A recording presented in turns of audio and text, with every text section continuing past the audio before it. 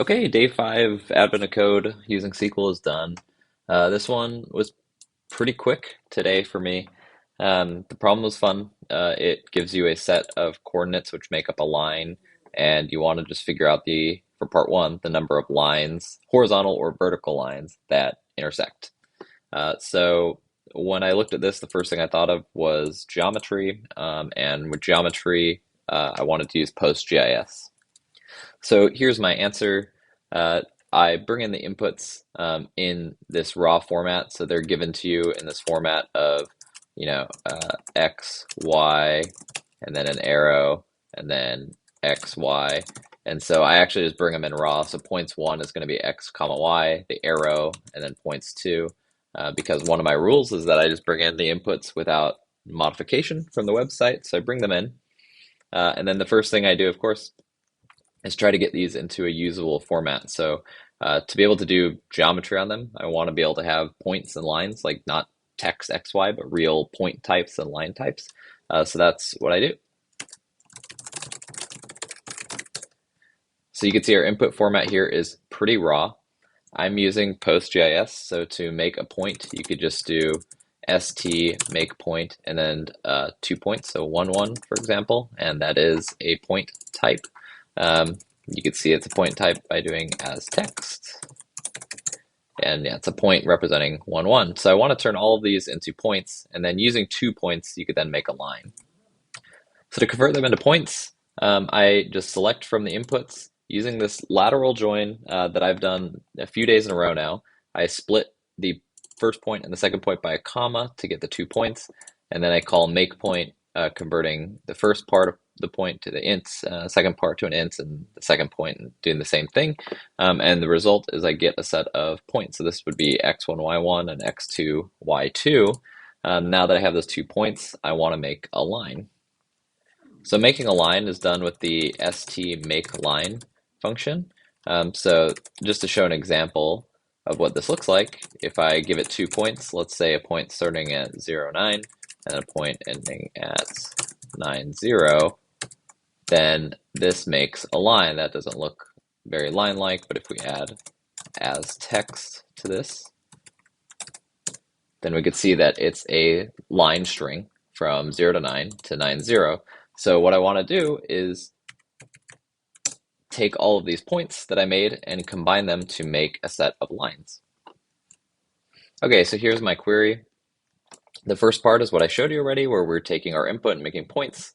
And the second part is just querying from those points and making a line from point 1 to point 2.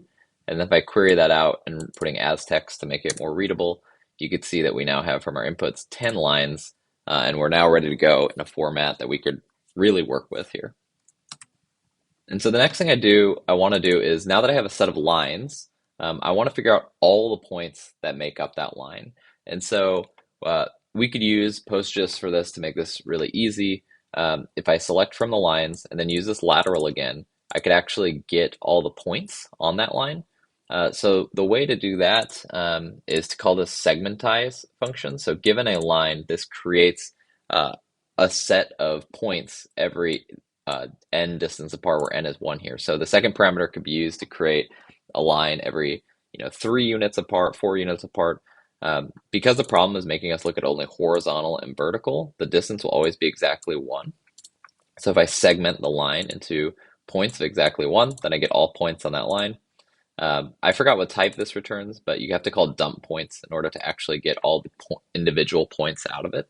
So dump points returns a table with a path, which we ignore, and then the geometry, which is the actual point. So if we merge those together, then we could get all the lines and then all of their individual points on that line. I do one more sort of join here with points because we want to only include horizontal and vertical lines. So by joining the points, I could then make sure that we're only including only where the starting or ending points of the line have equal x or equal y. So they're only vertical or only horizontal. So if we run this full query, this is everything we've talked about up to this point, and now we get all points. Then we could see for line 1, here are all the points that make it up. For line 3, we skip 2 because it's probably not horizontal or vertical. For line 3, here are all its points, line 4, 5, etc. So we now have every point on every line for our input. And so now that we have every point on every line, figuring out all the overlaps are easy because we just have to find, it's a pretty basic SQL query where we just have to find multiple lines, different IDs where their points are identical, and then count them. So I do that here with the overlapping points table. So selecting from our all points and joining again with all points. So we have two of them where they're not the same point and they share a point, and then just grouping by that point, we could then count them. So count all the places where those points overlap. What this actually ends up giving us is the number of times that a line overlaps. So a point overlaps. So on that original sample problem, there were some that overlapped once and some that overlapped twice and 3 times and so on. So this gives us the count, which we don't actually care about for their final result. We just want to know the number of rows and the overlapping points, but that ultimately gives us our answer. So if I run part 1 answer on the sample, I get 5, which is the number of overlapping points in part 1. Part 2 doesn't make things much harder. It's sort of what I expected, which is now you just want to consider diagonal lines too. So this ended up being a really simple change, maybe only a couple lines in the answer. So here's the answer for part 2. It's pretty much the same as part 1, except for 2 little differences. First, when we calculate our lines, I added this little boolean where if the x's or the y's are not equivalent, then I create a boolean that notes it's diagonal. So we know it's a diagonal line. And then when we calculate all the points, we just have to do this case statement because for a diagonal line, the distance between points is going to be square root of 2 because of Pythagorean, right? A and B are going to be 1. So 1 squared plus 1 squared, and the square root of that is square root of 2. So that makes sure that we get points exactly 45 degrees apart and 1 per sort of square in a sort of basic Cartesian plane. So that was the only change. And then everything else is identical, and we get the overlapping points pretty easily here.